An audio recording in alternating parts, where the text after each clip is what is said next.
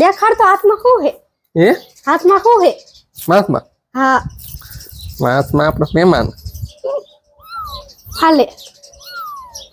આંખ ખુલ્યો જા જરા.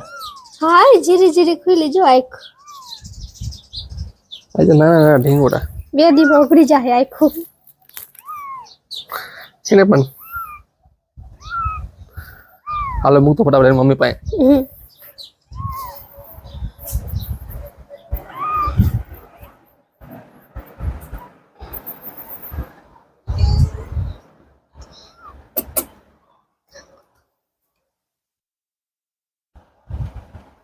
મહેમાન વહી ગયા છે મમ્મી પાસે દૂધ પીવા માટે.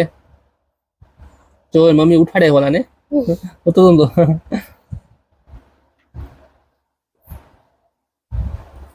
આંખો જરા ખુલી છે બેની ખાલી.